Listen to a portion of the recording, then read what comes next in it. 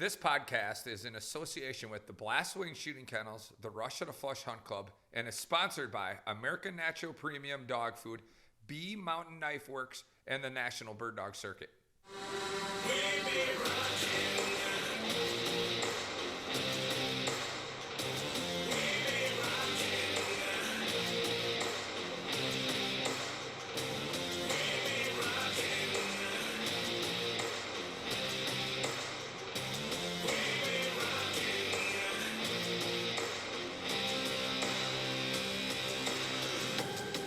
Welcome everybody to the Wingmaster podcast. Finally, it's here with Alec Kysely and I, and we've been waiting a long time. How does it feel? I've been waiting a long time. Oh my gosh, how much work do we put into this, getting this together? Oh man, I got Tech Master over here because it's been quite the Tech Master event here. But I think it's fun to start this off with this episode to get to know about how we're getting to the Wingmaster's name.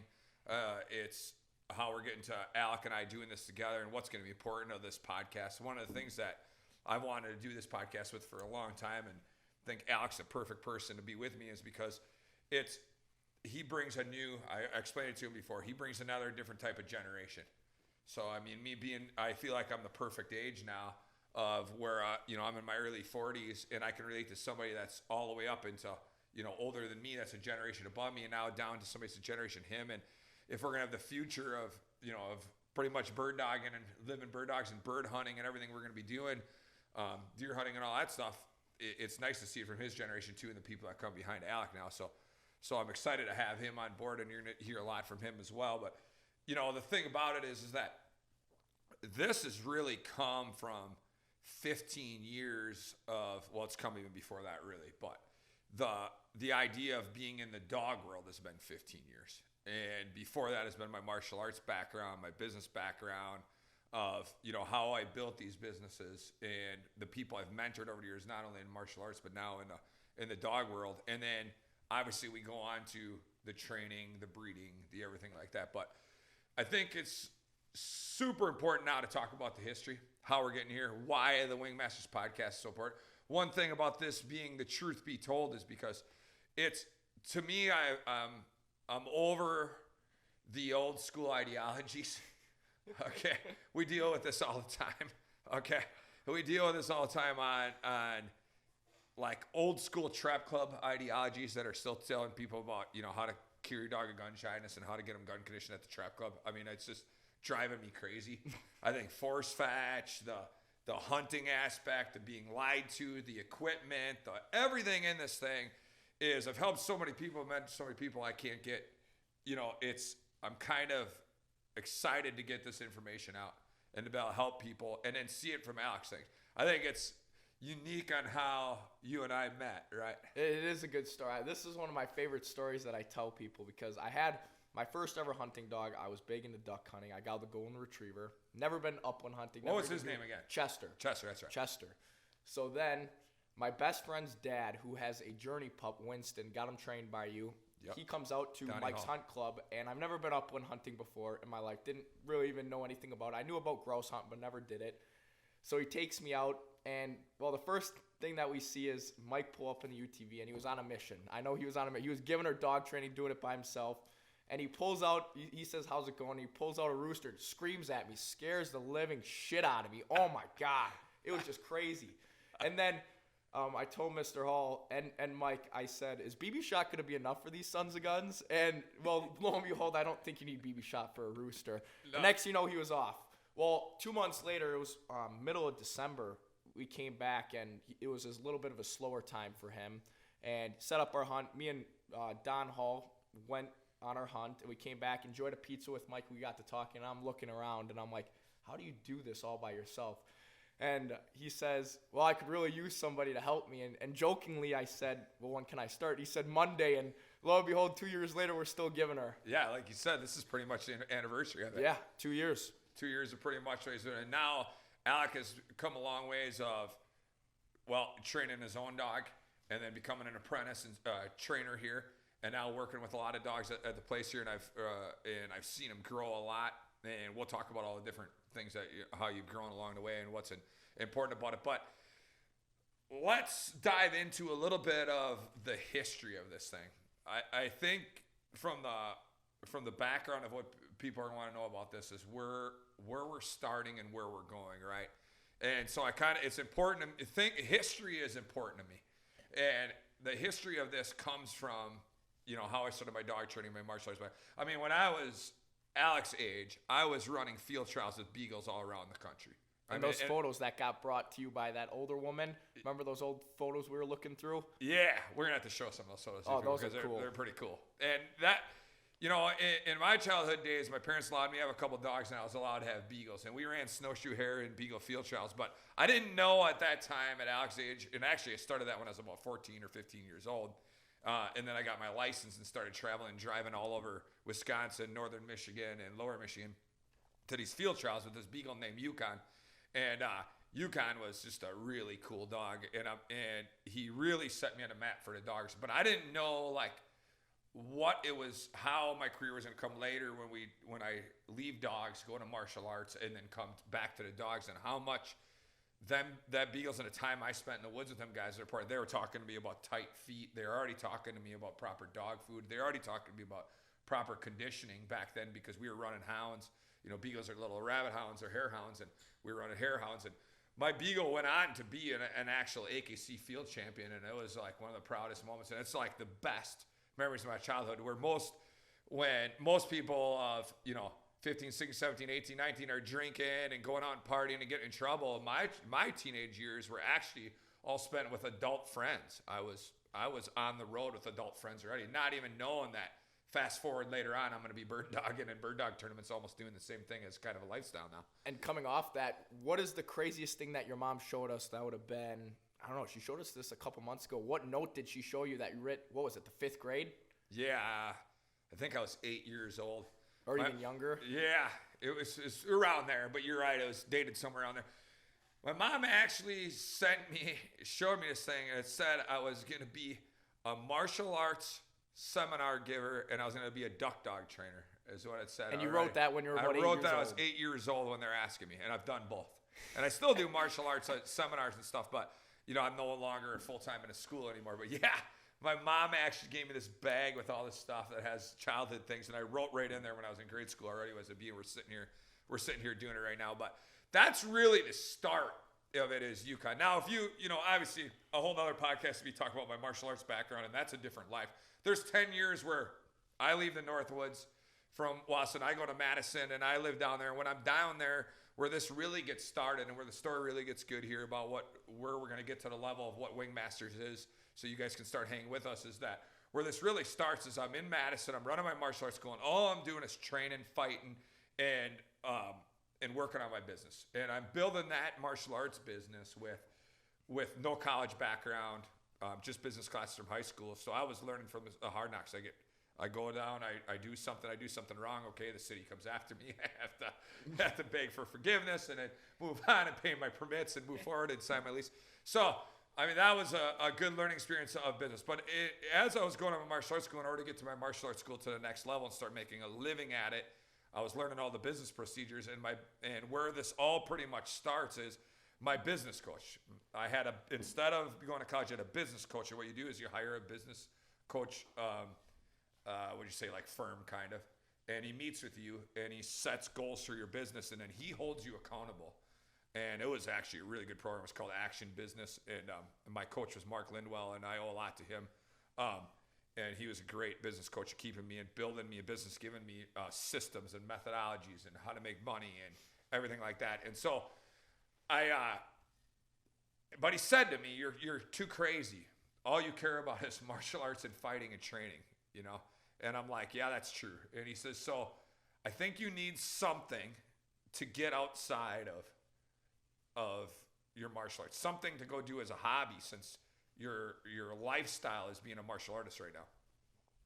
I said, yeah, you know what? I'd like to get back into dogs, but I don't want to go back to beagles because the beagles are hounds, and I got to watch them all the time. I want to do a bird dog that can just hang out with me, and I just want to go into kind of like, I want to have a bird dog that that can lay on the couch with me and be a good buddy.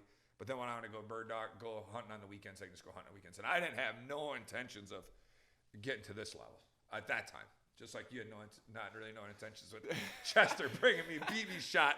Come on, kid, you're hunting game farm pheasants here. You can get yourself 7.5, so work about 1,300 feet per second. Put a little punch on it, but you don't need no BB shot. So the timing of that was, he says that. So I buy my first dog named Toddy. Now Toddy is an important piece of the puzzle because he taught me all the lessons of everything wrong. I tried to train him myself, and at the time you're thinking 2008. So YouTube just started in 2008. Now look at where we're at. In 2008, YouTube just came out. So like there isn't YouTube videos, there isn't Instagram, there isn't Facebook. But it's just getting started in these days of like information. Now we're in the information age. At my time, there was guys that had some books. There was a little bit of force fetch on the internet. There was a little bit, and you had to read some stuff, and you had to just kind of figure it out on your own. So I tried to force fetch Toddy myself, and that wasn't going so well. So in the interim of this, and I introduced Toddy, and I'm learning all this stuff myself, which was kind of good and bad. I got lucky with a good dog. Toddy was a real bold, strong, hard-headed son of a bitch. He loved training. He loved it. He was bird crazy. He was a hell of a tracker on pheasants. And I only wanted a pheasant dog. I had no intentions of, I didn't even care about duck hunting. I didn't even care about hunt test. None of that. I didn't care about any of that. Did you know about that at the time? I didn't even know about it. I didn't know anything. So I was going to this small hunt club in, where is that? Endeavor. It's down towards Wisconsin Dells, but it's above Portage there. I think it's Endeavor there. Endeavor, and what was the guy's name? He was a goofy son of a gun, but he's a cool guy. He helped me a lot, actually. But anyway, I was just going up there because that's the only club I knew of. I had ever heard of a bunch of hunt clubs. Later on, I found out there was hunt clubs way closer to me, but I was living in Sun Prairie, and they told me to go up there, and it was like an hour away, and I couldn't go there, and I couldn't wait to go there to put birds out for Toddy, and he helped me. Like, okay, here's what we're going to do. You're going to put birds out for them. You're going to get a bird introduction. You're going to shoot a gun at a distance from him. And he was just a game farm owner that just, for me buying birds, he liked my excitement, and he just went out there with me and just showed me some of the simple ropes. And so as we were doing that, then one day I was coming on shooting now. I was starting to, do it with him. I don't even know, at that point, I don't even think he was e-collar conditioned. So that made for some interesting hunts, too, because he wasn't even e-collar conditioned yet. And so he says to me, you want to, there's this thing called a bird dog tournament. He says, it's a tournament. It's a competition of bird dogs. I said, well, hey, now we're talking. I mean, I'm just getting out of my career of fighting MMA, and I still got that, I just want to compete at something. And then I'm like, ooh, now you're bringing, when I used to compete as a kid with dogs and beagles, now you're bringing it into my bird dog, and now I'm getting out of fighting, so you're feeling this for me. So I'm like, ooh, now we're talking. He says, what happens is you got to put 4 birds out, and you got to get them as fast as time as you can, preferably 1 shot per bird, and they got to bring it back to hand, and this is the start of my tournament hunting career. I mean, Toddy's not even trained for it yet, but I'm like, oh, yeah, I'm in. And what was cool about his was because he had a smaller club, it wasn't like we all got together at a tournament that day. He would say, okay, for this, you got 2 weeks to run your run in the same field. And then he would just combine the scores off. How crazy would people go about that nowadays? They go nuts nowadays because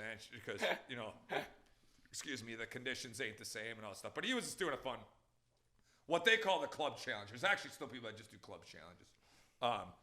And it wasn't an actual tournament day. And then later on, we actually developed this. I actually ran a series for him a little while. But that was my start of tournament hunting. And I was like, I couldn't sleep at night. I was like, I can't wait. But when I went up there and ran, I'm like, all right, I'm going to beat these. And I was very prideful of my dogs, of my dog Toddy. And I thought I was the shit. I really did. But holy cripe was my shotgunning bad, and holy cripe was my dog bad in terms of being trained. And it was just a free-for-all, wild. When I look back at it now, it's like, so when I was there, I mean, Toddy flushed all the birds, no problem. Out of range, I was missing. The retrieves, the birds I did hit. I think it was 1 out of 4, 2 out of 4 I did hit. Begging for the bird. Begging for it to come back. He wouldn't bring it to hand. I'd have to walk up and take a partial. I mean, just all you look at it now and you start laughing because you're like, you got to be freaking kidding me. Nowadays, it's so wild that it comes down to 2 seconds, so who the winner is. And back then, we're just, that's the start. But that's how I got into it. But I won't forget this. This is a huge story at the time. I got done with that, and I was like, okay, I didn't, and this is what I write about a lot. A lot of this podcast is an extension of my Friday tidbits. You guys that have I appreciate the people who have been following my Friday tidbits. That's part of what this podcast is for too, is to do an in-depth view more of just my writing. I can write things better in Friday tidbits and stuff, but in terms of the podcast, we can dive into deeper subjects and talk about it a little deeper. And that's what, I mean, every Friday tidbit I write could just be a podcast, really. But anyway, I get home and I'm sitting in my house and I turn on, because you gotta remember, you're not on social media yet. It's not that big of a deal yet. I mean, now it's everywhere. Now that's all you do is sit and mess around through your phone and look through social media. You don't even watch regular TV anymore, barely. Y'all got Netflix or something like that. You barely don't even, direct TV's going out the wayside. Cable TV's going out the wayside. Everybody's all, smart TV and using, streaming everything, right? So, but at that time, there isn't that. So I turn on what's the number one channel that a guy wants to watch that's into hunting is the Outdoor Channel. So I turn on the Outdoor Channel. I couldn't even believe it. As soon as that night I got home, I sat up and I turned on the Outdoor Channel. And it says up next is the National Bird Dog Challenge. And it was called BDC, Bird Dog Challenge. Later on, it got changed to Bird Dog Circuit. And I was like, no way, this is what I just did today. You mean there's an actual national level to what I just did today? And because of being in the martial arts and being in the Beagles, I'm like, well, I want to go national level. Dan Soika owned the BDC at the time, and I was watching Bernie Birkenholtz and Dan Soika and Jeff Lecker and all these guys. Steiny and Ken Neese and all these guys. And to me, they became bird dog celebrities. Some of these guys were going to get on this podcast, which is going to be fun because they even go 10 years before me yet. So, and I'm watching these guys saying, that's what I do. So, and at the time then, that's when I tell one of my best friends that's training in one of my top fighters and who's big time my tournament hunting part now is Tim Samuelson. I told him, you got to see this bird dog stuff. I'm doing this bird dog stuff. He says, I'm going to bring my lab out. And he had a chocolate lab named Drake. And then so him and I started planting birds for each other and buying birds and planting birds for each other. And then at that point, and I'm doing this a little bit before him. He comes in a little bit later, but I'm doing this thing. And I said, you got to watch this. Well, he's not getting into it right away as I am. I'm diving in like right away. Like now I am hungry. And when I get into something, I don't just go halfway. Everybody knows that about me. If there's something I'm going to do, we'll get in. That's part of the reason why I'm refraining from getting a horse, because then I'd have to dive in all the way. So I go, you got to watch this. He goes, holy crap, is that cool? And I'm watching this and I'm like, that's what I'm going to do. But I don't even so while I'm at that hunt club, there's these guys up there, these Springer Spans. They're named the Ilbecks. There's Keith and Kyle and what was the short guy's name? Anyway, Keith is the tall guy. His son was Kyle, and then mistaken the brother's name. But anyway, they said, hey, there's this Badgerland Upland Bird Dog tournament next weekend. Matt Hansen runs it. And we went down there. Well, that's when we met a whole group of people where you run a tournament all in one day. That was the first time. And I'll never forget Dwayne Morrison now, who won the national championship. I actually trained his dogs, and he was my judge back then. And I'll never forget, I shot this bird, and Toddy wouldn't bring me the bird. And I'm just like, come on, Toddy, here. He says, well, turn away from him and duck down, and maybe when he don't see you, he'll run up and he'll spit the bird at your feet, because you don't actually have to take it out of your mouth. You can lean down and pick it up off the ground. So I was like shooting the bird and ducking down from Toddy and going, here, turning away from him. I couldn't get that sucker to bring me a damn bird. I was finding the birds fine. I was starting to hit him. I still wasn't hitting him the greatest. So starting to hit him. And afterwards, the guy came up to me named Dave Myrick. Him and I are really good friends now. And there were some other guys around there. I said, Vaughn, you ever heard of force fetch? I said, no, I don't know what force fetch is. He's like, I said, I know what force fetch. I read up on it. He goes, you got to get this dog finished in force fetch. So like going back to what I said earlier, I was reading books and trying it myself. But he says, you know what force fetch is? I said, yeah, I know what it is. I said, but I'm having a hard time with it. And they said, just take it to a pro and get it force fetched. So, and then that's when I got Toddy force fetched by Rick Grant. It's called Perfect 10 Kennels at the time. And him and I became friends. And then he kind of gave me my start in dog training. And that's where we get into where we're going with this. And how crazy is it that when we see, looking back at that, hearing that story, because I've heard a little bit of that story, not the complete story, but how crazy is it to look at when we go to a national bird dog circuit event or any kind of bird dog event and we see people just begging for their bird, and we're just, how do you deal with that? Right. But at one time we dealt with it. Yeah. But we're forgetting that at the time. Yeah, that's why I feel like I'm one of the most important mentors in the sport now. Why I'm one of the most important mentors in hunt testing. And like, if you go to a hunt test, people won't even talk to you at times. Like, people come up and find me at hunt tests because they know they can ask me questions. The same at a bird dog tournament. Come up and talk to me anytime. If you want to meet me, you come see me anytime. I'm never going to snob you or anything. I'll try to help you any way I can. But yeah, at the time, like, now I look at people and go, oh man, you need my help. You need Wingmasters. You know, you need to come and let me teach you and let me show you the way, because I was through all the pain of doing it like Hard Knocks, where you spend thousands of dollars in entry fees and training and trying to learn it, where if I would have just had a mentor, don't get me wrong, I had people that gave me tips. I had guys like John Bound and Mike Traub that really helped me out at the Badgerland Series, and Matt Hansen, who really helped me out, and Carl Sauerbacher and Dwayne Morrison. And these guys were like, I told them I'm going, at the time there was a Wisconsin Series, which was a series that just went around Wisconsin, and a lot of the national players, Jerry Brost and Ken Neese and Jeff Lecker and Ron Beisman and all them all played that circuit. And then they all played that and then went to the Nationals. And I'm like, well, I'm going to get in this Wisconsin Series and I'm going to start playing these good guys. And then I'm going to go to the Nationals. I'm going to get there. So Toddy got me going there. And then by this time, I'm getting into the training like you were getting into. Like, you were wanting to learn how to train your own dog. And I'm now understanding. Now I'm starting to get into the beagles. So like when I had beagles, I studied the crazy. I could not get enough beagling magazines. That's all you had. You didn't have the internet at that time to see the different dogs that came out in the different pedigrees. And then you'd print pedigrees off and people would mail you the pedigrees. So if you called about a puppy, now I just text you and send you the dang thing. At the time, if I called about a puppy at the time, I would say, hey, can you mail me the pedigrees of those dogs? So I'd have to wait to get in the mail and get the pedigrees. And then I would put them all in a folder of the pedigrees. And I had to learn pedigrees by people mailing me pedigrees. That's how I had to study them and learn what dog ran what. So now I've always been a geek for genetics. So I was on the prowl then at that time, Toddy. So I got the most devastating news. I went through the most worst stuff you could ever go through with your first dog. I mean, Toddy's doing good. He's force fetched now. I'm starting to play bird dog tournaments. I'm starting to have fun. We're starting to go to the mid-level, which is the state level. Now we're going to go to our first nationals and our first worlds. Tim and I are going together. And now I'm training Drake as an experiment. Drake was 3 years old and wasn't force fetched yet.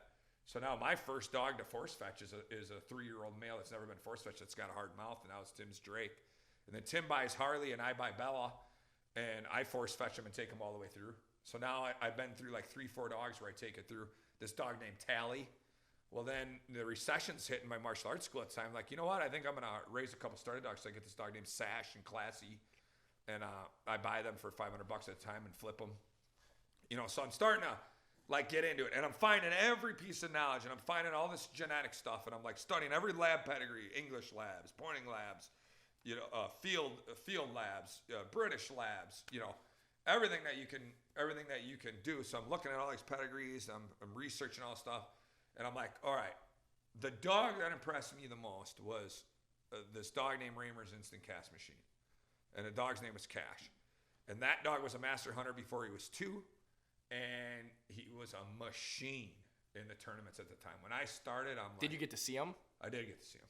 And he was a fox red, not quite as fox red as Journey or Cowboy, but he was a fox red. And he was hot. And I was like... And actually... For like one of my birthday, it was like my birthday at a tournament. I got like a birthday gift, some cash or something. And I asked if I could run a doubles run with Cash with Rob. So I actually got to run behind Cash once. So that's cool. And Cash's style was a lot like Journey, or I should say Journey was like Cash because Cash was before Journey.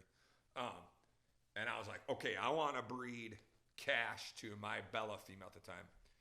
Bella was the first dog that I took through everything. So Bella... I learned the hand signals with Toddy, so to jump over a little bit, Toddy, when the tournament season was done in April, these guys I'm training say, oh, you should really take Toddy to hunt test. And that's when I was like, well, what's a hunt test? Well, the dog goes out and grabs a bird and has to come back and get it to hand. He goes, Toddy can do junior, no problem right now. Well, when you go from upland tournament hunting and not really caring about the obedience as much and knowing nothing about holding blinds and stuff to taking them to a hunt test where everybody looks at as obedience as a number one thing, And you take Toddy, and all he's doing is whining, sitting in the blind, and then he goes into the second blind, and you're like, oh man, just get me to the line. And then the nerves that comes to standing with people. So you want to know about hunt testing? Like, I've had everything happen in hunt testing. So like, I was you going to the hunt tester the first line. So when I'm doing this podcast, I'm coming from experience. I didn't have mentors. I went through it from the hard knocks way, like embarrassing myself, doing all this stuff. And then learned along the way, and then I did a lot of self-learning. Take it, try it, learn it, try it, and just keep pushing through. Okay, that don't work, throw it out. That works on most dogs. And I went through a lot of that development. So I wasn't like what you guys have now, or like what you had, where I could mentor you all the way through each step. Okay, the dog's doing this because of this, or the dog's doing that because of that. Okay, take your patience on that because of this. Okay, no, don't put no pressure there on him because he's losing his attitude there. Don't do that. I didn't have nobody tell me that. There was nobody there for me to tell that. So that was, so I go through and I'm going to train him for senior. Well, my first senior, he no-goes me on a blind. He pounds the marks and he no-goes me on a blind. First off, I got my junior title. No problem. He was a hell of a marker. He brought the birds back in time, and I had him. And they said, well, if you go to senior, you're going to have to get him more under control. He walked to the line good. He sat good. But my first senior, I ran with him no-good. Right when I was about to get serious with Toddy, to kind of get Toddy, because he deserves a big honorable mention, because he was, everything I did wrong was with him. And like I was telling you after you did with Chester. You learn from every dog that you have. You learn all your past mistakes, and then that's why you get to be a better trainer for your next dog. That's right. That's what I was telling you. I'm like, you're going to also be a better trainer now you're going to be a better trainer for Karma, even than you were Chaos, even though Chaos turned out great, and we'll talk more about him too. But and Chaos is only a year old, so there's still a lot of stuff to go on with him. But at that time, I didn't have. So I'm just trying to figure it out. And as I'm trying to figure it out, I'm running into a bunch of. So Toddy no-goes me. He pounds the marks. Dead bird. Back. He don't go. You're out. Automatically in a hunt test. So, and at that time, all right, I'm trying to campaign Toddy, and I'm like, you know what? He's a good-looking yellow male, blockhead, and I'm learning that he's half show, half American. Some people might want to breed to him. When I look back at it now, his pedigree wasn't that great, but I was excited about him, and he was my first dog, so I didn't really care exactly what it was because I didn't know what I didn't know yet. Then I take him to get his hips done, and then this is where the whole floor gets swept out. It's like I take him, I get in, and he Maury Link at the time in Madison, who was very popular in the United States for doing the best hips and radio graphs at hips and elbows, and he comes back and he goes, well, we got a level 3 hip dysplasia here, which is level 4 is the worst, so I'm at just about to the worst. I said, you're kidding me, no? And I was devastated. I mean, I'm like crying like a baby in my truck on the way home because here's this dog. I'm going to build him a stud dog. I'm building a career with him, and he's got hip dysplasia. It's like, you got to be freaking kidding me that this dog's got hip dysplasia. So I vowed then that I was going to buy one from a good breeder now and I didn't do my, at that time, I didn't even know about checking genetic testing. Found out later on that the sire was, but the mom wasn't, and so I went through everything that everybody goes through. I bought from a backyard breeder because it was cheaper, and found out that that's not the way to go. So the next pup I bought was a puppy named Bella. And Bella gets overshadowed because of, everybody knows because of Winnie. But she was important because she was my first dog I took through everything from start to finish. I puppy introed her. I gun conditioned her. I quartered her. I collar conditioned herself. I force fetched her myself. I ran her through the T-drill myself. I ran her through the swim by myself. I ran her through all the transition drills. I took her through junior hunter and never failed. Took her through senior hunter, never failed. And she was a senior hunter, 11 months old already, her first year. Got her juniors at the beginning of the summer, senior in the second half. Got her first master pass on her the second time I ever ran her. So, and she was a really nice, solid dog. She was half show as well, half a field, which I kind of knew at the time, but I still took a shot on that. And she ended up having excellent hips and was EIC clear and everything that I needed at the time. EIC in 2008, that test just came out. I mean, that's something to be important right now. Like, we're talking about serious history of how we're getting to Wingmasters here. Yep. Because EIC now, nobody will be like, oh, I ain't buying no carrier. Carrier is affected. No, carrier ain't affected. At the time, EIC testing just came out. We found out all these dogs were collapsing and found out that these dogs were carriers. So, I mean, if you go from the time of 2008 and then 2010, it started really getting the testing hard. Okay, we're 13 years later from EIC, and now nobody's breeding EIC carriers barely. EIC is all out pretty much in terms of carriers. Same as CNM. But at the time, that was going. So she was clear, and I take her through everything. She was a great dog, and she had quit. She had some quit in her. And there's more stories I can tell about her, and you're going to hear about a dog named Bella. Toddy starts it, goes into where Bella comes in as my first dog with her. I take her through, get her master. But while I'm getting her, the only way I could pay for these tournaments, there's only one way. Me and Timmy are like, how are we going to pay for these tournaments? Can't afford these. We're both, Timmy's working, Tim Samuelsed's working in construction as a low-level apprentice. I'm just starting my martial arts school. We don't have much money. So we're like, how can we play for these tournaments? Because now we're starting to get into them. We're starting to enjoy the hell out of them. And this is feeling our retirement from MMA. And he's like, well, I said, here's the deal. His first dog was Drake, was a chocolate. My first dog was Toddy Yellow. I'm going to stick with the yellows. Didn't even know, wasn't even thinking about a fox red yet. So now that's all we see. Now that's all we see around this place. But wasn't even thinking about that yet. And I said, I need to get myself another female in order to do it. So I get this dog named Tally, and I run her through the whole program. She's not that good. And then meanwhile, I go, now, this dog ain't going to cut it. She was out of a really nice pedigree, but I didn't like her.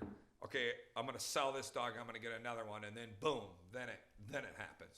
And this is in the spring of 2011.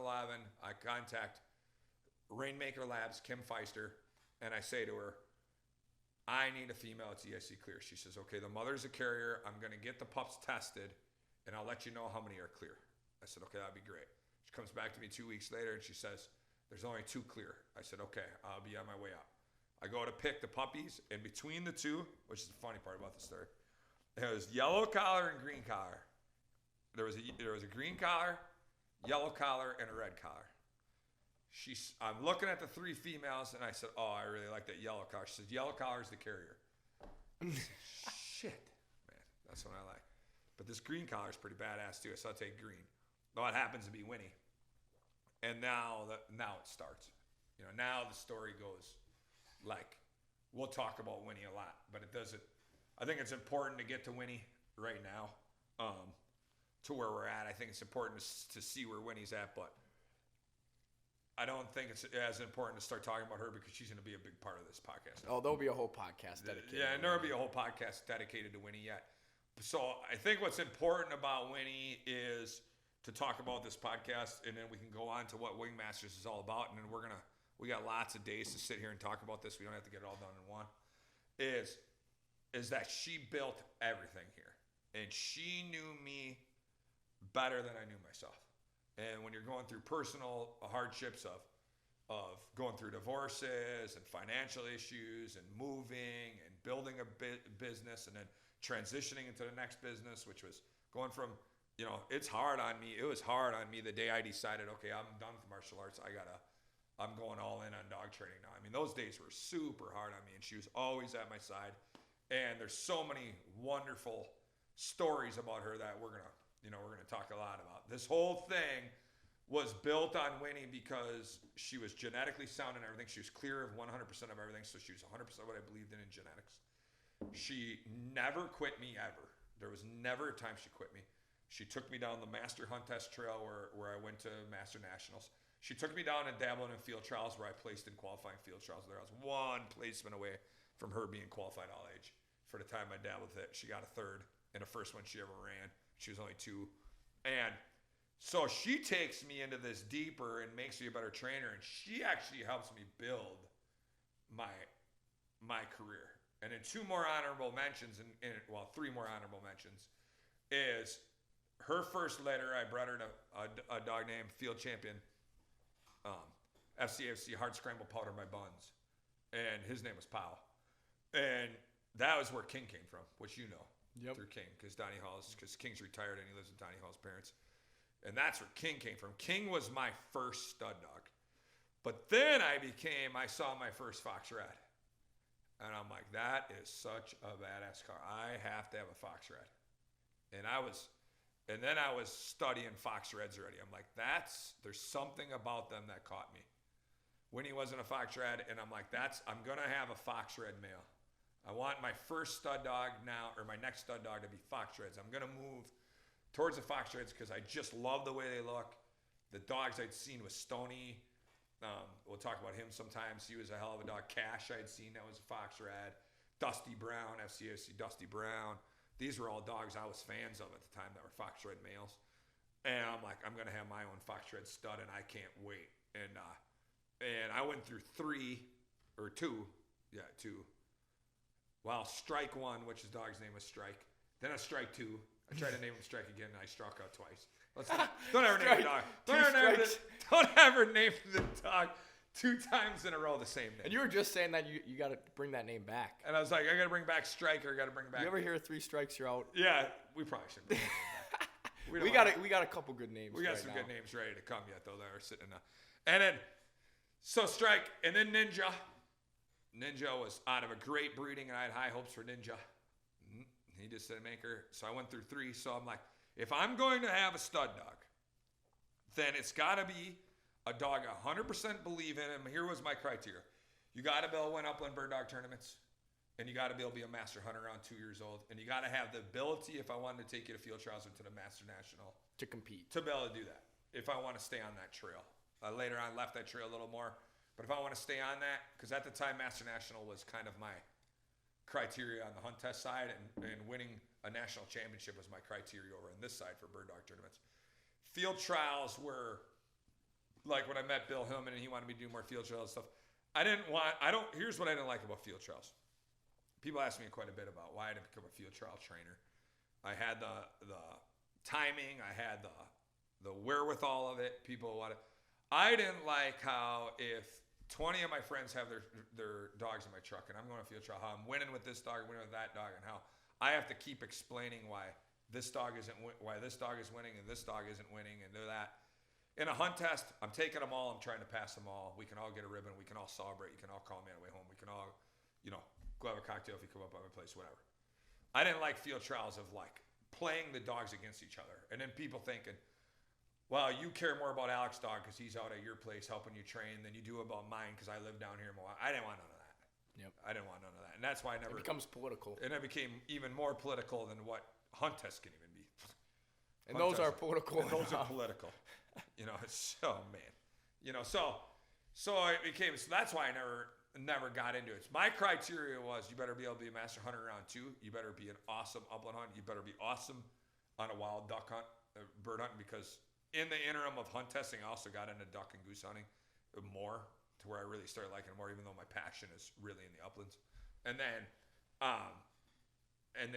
you better be damn good on wild birds, because you can be a good tournament dog, but when it comes to chasing wild roosters, I'm a nutcase for chasing wild roosters, sharpies. Like if you want to see me closest to heaven and closest to being where I want to be in my most peaceful mind time, is me putting a dog in front of me, hitting an upland field, trying to go chase roosters, because I love the cat and mouse game of that. But talking about the hunt test trail, what really got your name at the hunt test?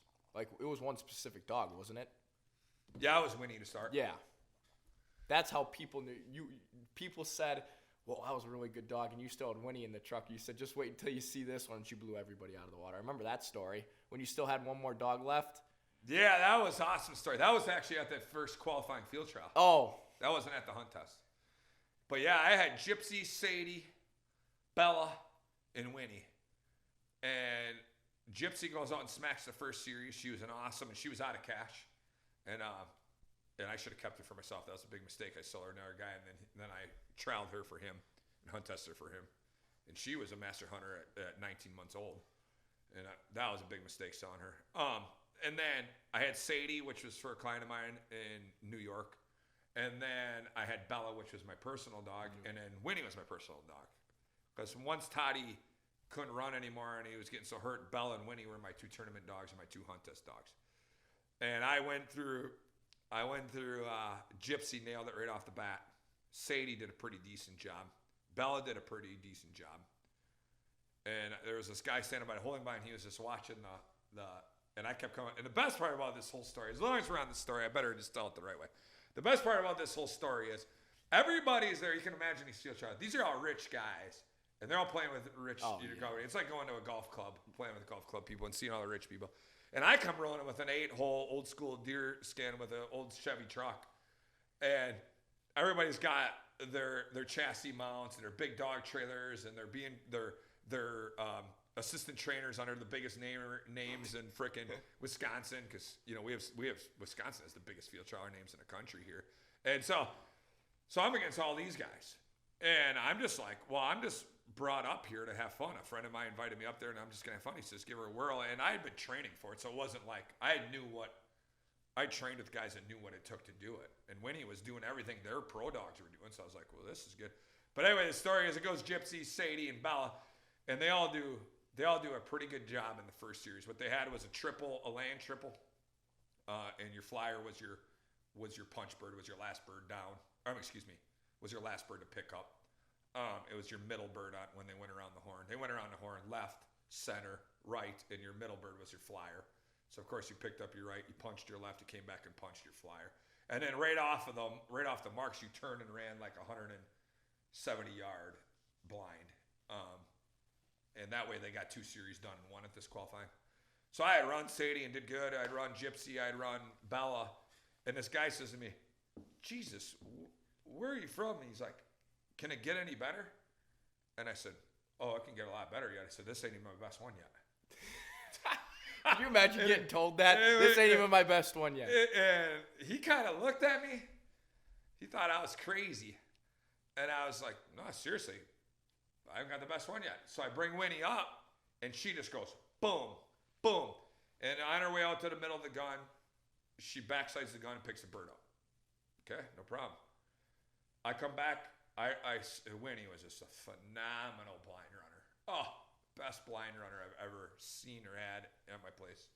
I shouldn't say that. I've had some really good blind runners, but King was a damn good one too. But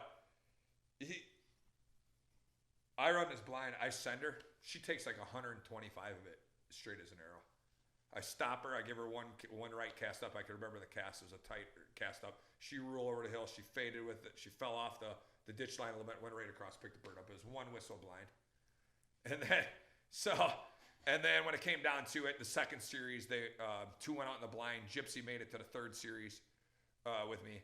And then, would be the third series was a water blind, and I lost all the 3 on the water blind. It was real heavy wind, but not Winnie. She dug her shoulder into the water and took that blind. Probably better. It was going over an island, over two separate islands, and then you go into a big bay of water. And when he went into the big bay of water, it was just the current was just pushing him. It was like a 20-mile-an-hour wind. And Winnie just dug her shoulder in and said, "I got the line, boss. It's right here." And that's what it took to get to the finals. And only 7 went to the. I think there was like 36 entered, and we went down to center and 7 in the 4th series. And here I am, my first field trial, standing there. Winnie. Winnie there. So that was a good one. That's the one I took 3rd in. But.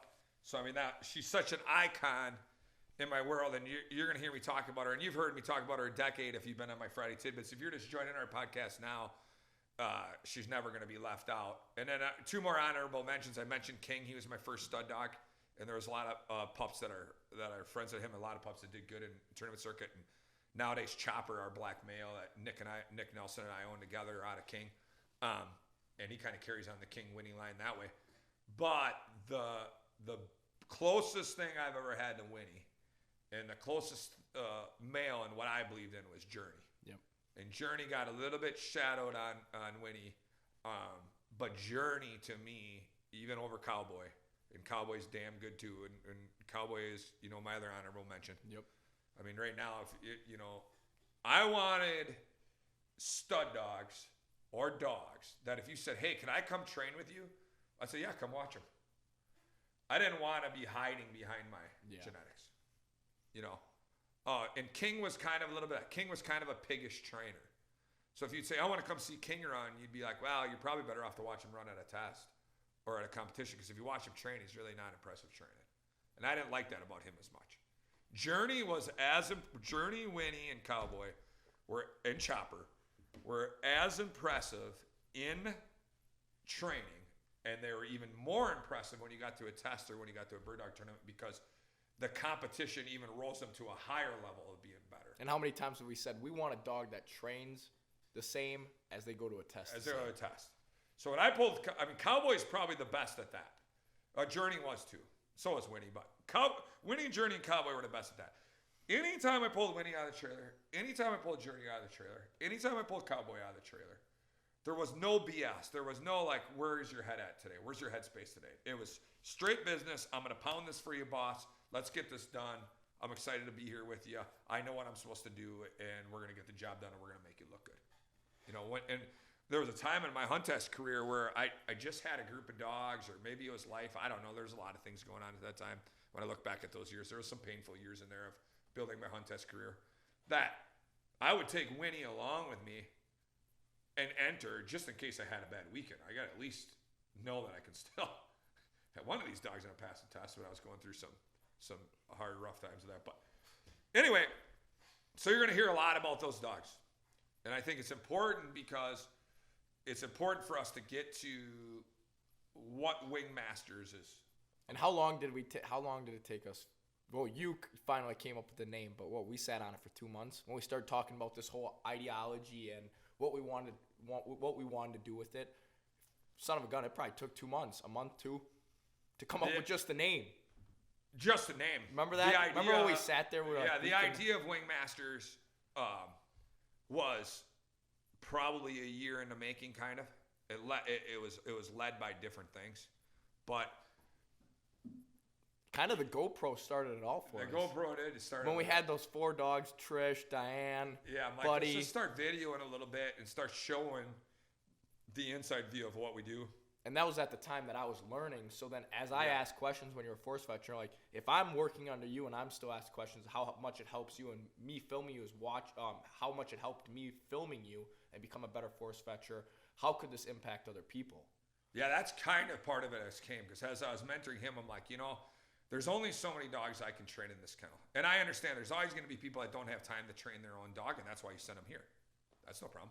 Our clients, I'm training second and third dogs for people now, over 15 years where I'm training their third dog now already. And that's great because they don't have time. They have families. They live in the city, and they just, they don't have the time or the patience. Like if you want to get into what we're going to talk to you about, what Wingmasters is about, you got to have some dang patience, and you got to know that not every day is the great day, and you got to do like my tidbit. Remember this day, like okay.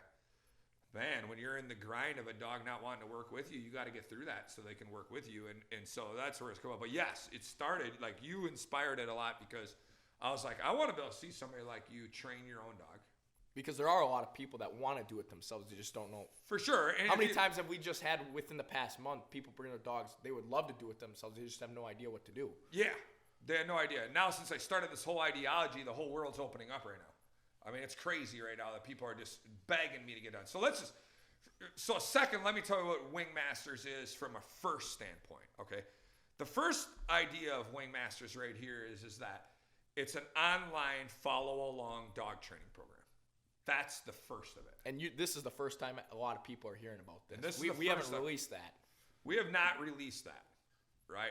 We have released a Wingmasters, and as it being a new business, and what are we going to do? And I was going to keep Wingmasters a secret until everything was up, everything was on the website, launch the website, and then I'm going to launch the website, and then I'm going to go, and then, okay, it's out there now, though. Surprise, there's this thing named Wingmasters. Go start checking it out so everybody could start getting online and start training. But what we had talked about, and what we had decided about was with the podcast and with my Friday tidbits and with people coming to mentor me for bird dog tournaments and to get into hunt tests and the seminars I'm doing already, that, hey, let's take people on a journey with us as we're building this business right now. So, it's been fun because Techmaster over here has become quite the Techmaster. I was like, I got a mentor. I got Clinton Anderson on the phone from the horse world because I knew nobody was going to help me in the dog world of how to do an online dog training business. Why would any of these other online dog training businesses want to help me? Nor did I want their help because I don't. People ask me this: have you looked at your competition online of who's the other dog training business, who's this and that, and all these other ones that are online? I said I know of them and I don't care. You want to build it in your image. I'm going to build it in my image. I'm going to build it in my ideologies. I don't want to look at somebody else's and feel like I'm in competition with them. Every trainer in the country, I respect if you train dogs, right? The way of the Wingmasters is what I've come up through, and I've come up different than everybody else. I didn't go, a lot of these guys that are pros nowadays, twofold. They worked for a pro for 10 years, then went out and opened up their own business off the pros, off of being mentored by a pro, you know? And so I didn't have that luxury. I built it of successes and failures. Yep. And through sitting down and having conversations with some of the best trainers in the country. I had 2 mentors that really helped me. I used quite a bit of Evan Graham's system, and he helped me on a lot of phone calls, and I liked him. I studied Mike Lardy's stuff. These were all the guys that there was no internet yet. So I don't look at other people's online dog training stuff because I don't want me to go and feel like I got to be in competition with them and I got to do something different than them and I got to feel like I need to know my competition or something like that. It's not. I don't need to know my competition. They're doing their thing. Yep. This is my ideology. One thing about Wingmasters going to be different is, okay, it's an online dog training program. Here's the difference. Here's the next difference. As long as we're on differences, and because people are going to be asking me, well, how come you're not like this one? How come you're not like that one? First off, I don't care because they're their own people, and that's not the way I train. And so here's the big difference. I'm going to have day-to-day, you're going to come with me. We decided that we were going to release this before the website's even up. And I decided that because I'm going to take you on a journey with me. We're going to be posting about building this business together and about you guys seeing the background and growing with us, growing with Wingmasters. So it's going to be fun. I mean, our podcast is going to keep you in the know. The tidbits are going to keep you in the know. Our social media, we got our whole social media plans to go to keep it exciting and fun. And we're going to go. So it's going to be online. You train along with me. So you're going to train along with me of how to build how to train your puppy, how to crate train your puppy from the beginning, how to pick out a puppy, how to crate train your puppy, how to introduce your puppy to birds, how to introduce them to gunfire, how to collar condition them, how to force fetch them, how to steady them, how to quarter them in the field, how to keep them in range, and all the way up to the point where you can take a good, nice, solid foundation dog. That's a good dog that sits next to you. You shoot birds over their head. They stay quiet. Shoot birds. They remain seated until you send them on their name. They pick the bird up. They come back to heel it perfectly, and you do that multiple times and all the way to your limits on the duck side. All the way until that dog works, uses his nose, uses the wind, stays in range, flushes the bird, you dump it, he recovers the game, comes back, heels up, hands it to you perfectly. A nice, solid foundation dog. You're going to be able to follow along with me and do it all. And then the next thing that's going to set us apart is everybody wants dog training. Teach me how to train my dog. Teach me how to train my dog. No.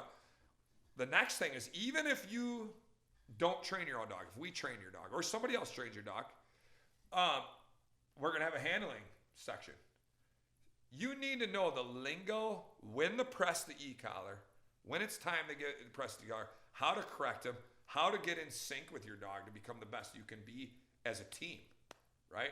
Most of the time when something's going wrong, if a dog is trained properly, the owner or the handler is doing something wrong that's not cueing the dog properly. So your job, my job, is to coach you to become like I've been doing with you, to coach you to get in sync better with your dog. And you would ask me questions many times of, why is he not doing this? Why is he shutting down on this? Why is he not doing that? And I would say, that's because of this, this, and this. Yep. And then I would say, here's what you need to do tomorrow. And then you'd go, and that's what Wingmaster's about. God, there's nothing crazier than when I would have a problem with the dog. I'd come to Mike immediately because I'm trying to figure. We're on a time schedule, so you can't be wasting days. And he says, "Give me the dog." Takes the e-collar, grabs the dog, just does whatever I was trying to do for the past 10 minutes, just effortlessly. It's just for training so many different dogs, you can just pick up on it that much easier. Now that I'm through my first group of dogs, and I was telling you about these groups of dogs, or the group of dogs that we have right now for this winter, about to go down to Louisiana with you, it's so much better to have that many more dogs in your belt versus you, thousand dogs, you know, that you've seen, you've trained, anything like that. Right. So now you're going to be able to have me. But the thing is, not everybody has that. That's what the whole idea of you teaching is. Like me filming you, not everybody can train 20 dogs in one summer. Not everybody sees 30 dogs in one summer. You got one dog, and whatever personality is you're stuck with. Like you said, people don't have that luxury of selling the dog, because whether it's tied to their family, whether they really just have a connection with it, they can't just get rid of it because it doesn't meet the standard. They're stuck with what they have usually. Correct. 99% of the cases. And so in that case, you got to make the best of whatever dog you buy. Exactly. And then if that dog is like, man, I really want to go to the next level, then genetically you got to buy something to the next level, like you did with Chaos. And then you got to train it to the next best level. And there's a defining moment for you to make that. But your first dog, like I had Toddy, you want to make him the best you can. So Wingmasters is an online that I'm going to teach you step by step how to hang with me and through the mental toughness of training your own dog. Then I'm going to teach you step by step of how to handle that dog in the field. The cues that he needs once he's trained to be able to keep the training intact so your hunt is the most enjoyable thing you've ever been on, right? Okay, and then I'm going to teach you how to improve your shotgunning.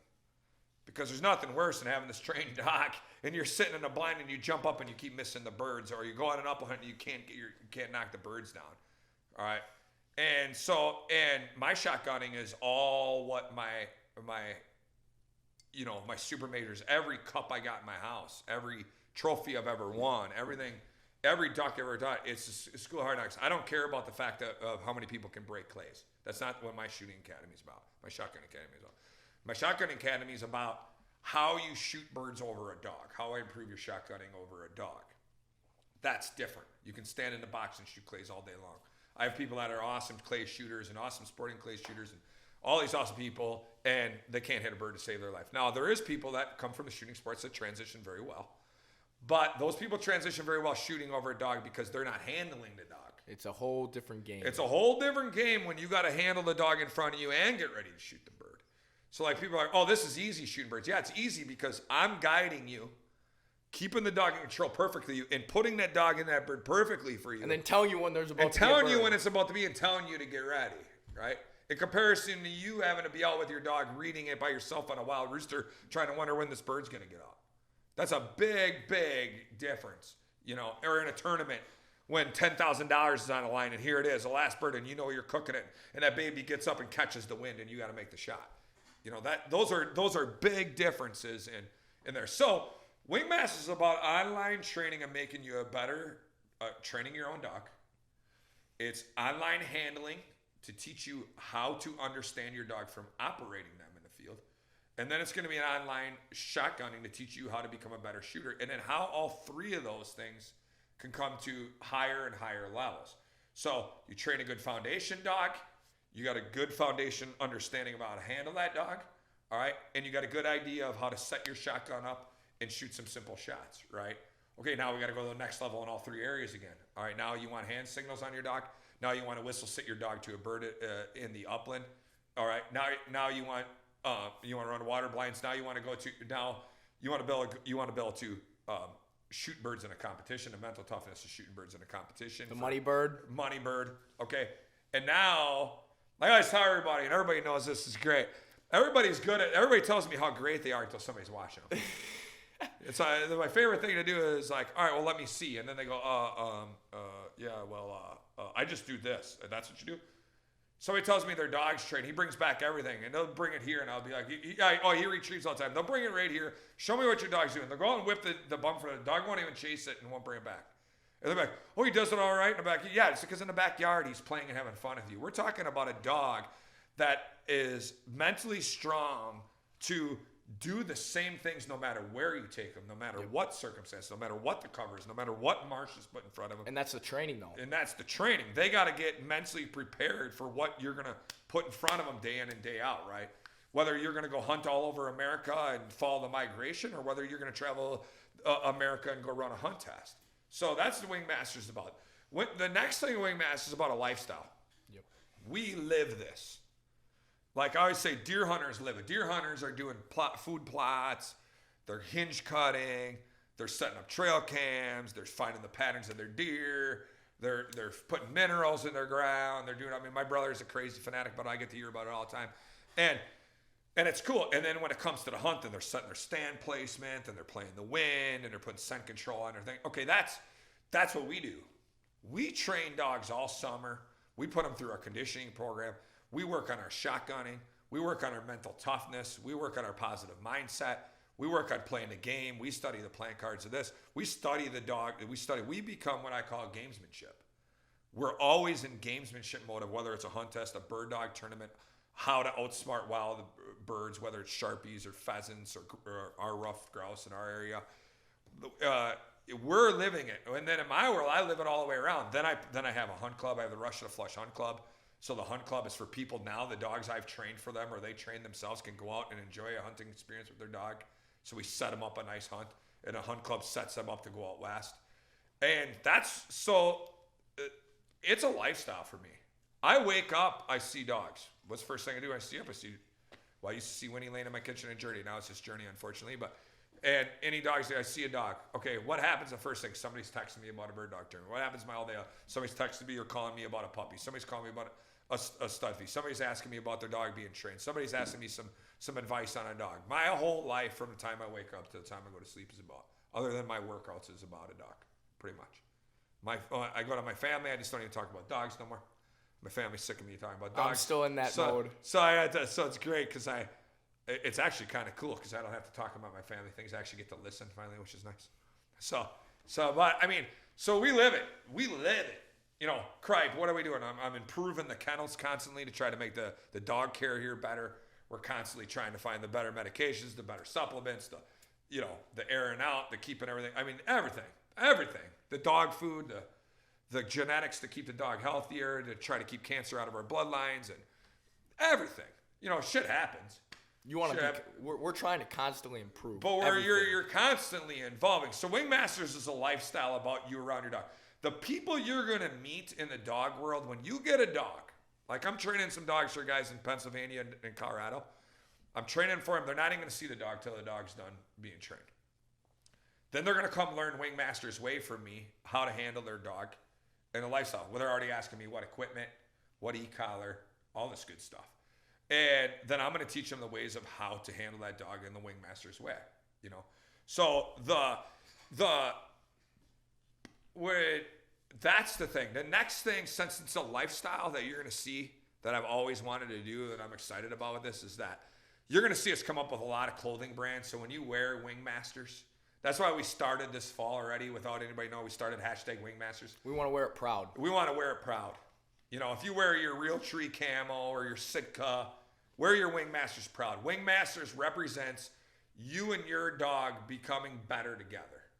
You know, think about Julie Thomas, right? Oh, yeah. How awesome she ran Cowboy and she's got Apollo. Yeah, well, no, I was talking about Julie Thomas. Addie. With Ada. Ada. Yep. She trained a dog. She came to my seminars. She trained a dog herself. She's learned from my seminars how to shotgun herself. She's went hunting by herself. She's never hunted. She's in her 30s. She lives downtown Madison. The coolest part was in your seminar when she was in the process of force fetching her dog. I remember that when she couldn't get her to, I think it was walking hold or reaching for the ground, and you showed her and she just took over like that and started doing it. Yeah, it's my favorite thing. That's a hell of a woman.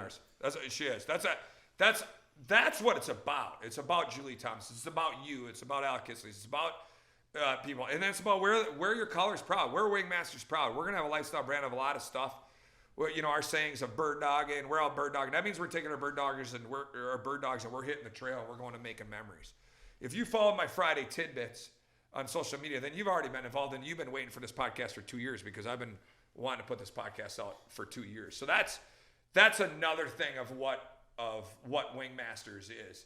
The history that brings it to us is, you know, what we're going to go through as we're doing Wingmasters, and we're going to take you guys for a ride to enjoy the time. That's a piece of the puzzle. Everything's going to go, and then that's the same as, you know, all the way to picking a puppy and genetics and everything that we're going to do. We're going to talk about everything, and we're going to have guests on here. I got some rocking guests that are going to be excited to come on Wingmasters. But the one thing you said to kind of before we got to close this out for this first one is, how did it come up with the name? And this was wild. I mean, like you said, I think it was longer than 2 months. Oh, we I sat started on in this. April. Yep. To where I started trying to figure out the Wingmaster logo, and now it's cool because when you look at the logo of our half sun coming up, and the dog that's in there with the pheasant and the duck, it's kind of my old blast wing shooting logo, kind kind of integrated. And then into it's Winnie inside. And that silhouette hat is Winnie, who has built the whole business. So it's awesome. That hat is hers, so it's paying homage back to her. But it was March or April when I was in Louisiana training, and I started having this idea, and I was messing around with the GoPro and said, okay, Alec, we're going to order up. And we started getting the ideology or the tips from people what cameras. Yep. When I got off of the phone call with Clinton Anderson, and he said, get your own cameras and start filming everything day to day. And then it was fun because you had the same passion as me. So I was like, this is what I like. We love this. We love this. And to have you, we live for this. We live for this. And now to be able to share it with you guys is what's going to be so cool. And so, but the name was like an name, man, the truth, dog training, the blast, gun dogmanship. I mean, I just couldn't get anything to ring. And then what kind of sparked this kind of funny story is I'm talking to this guy about Whitetails Masters Academy. My brother's talking about it, this new thing out. And I'm like, and I get on it and I'm like looking at it, I'm like, oh, that's cool, Whitetails Masters. He's doing kind of what I want to do. He's teaching people about deer hunting online. And I'm like, I want to teach people about dog hunting and shotgunning and handling dog training and then I'm like, and I just looked at that kid brought it in, and then I'm like, one day it was like I was cooking an egg on the stove, and I told you, I got it. Wingmasters. I got it. Whitetail Masters Academy. I'm like, Wingmasters. And then I went online to make sure, and then I had to go through before I could even come do Wingmasters. I had to go to the old attorney and the lawyers and trademark it and copyright it. And thankfully, it wasn't taken. That Wingmasters in the realm of dog training, shotgunning, dog handling, dog products, gear, apparel, it wasn't.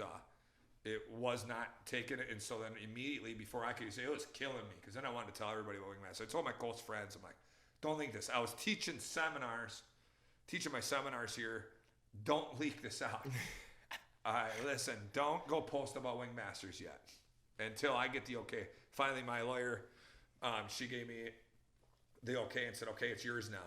And this has been the people around me, I'm very prideful of that. This is my first American copyright and my first American trademark because it's a pretty big deal. So I'm excited. So I hope that you guys out of this now get excited about going with Alec and I. We're going to have fun podcasts too, but we needed this podcast to break out. Introduce everything. Introduce everything.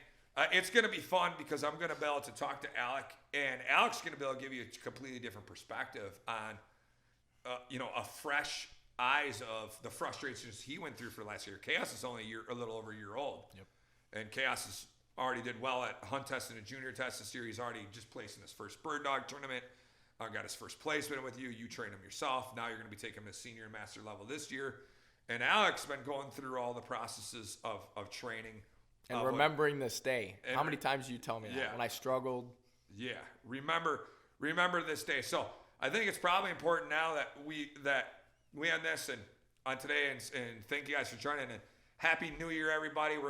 Alec and I are super excited. We're going to have some fun stuff coming for you here. Have a great New Year. Have a great holiday. Hang with us. I hope you enjoy this podcast as much as we started doing it. And we're going to bring another one to you in a couple weeks here.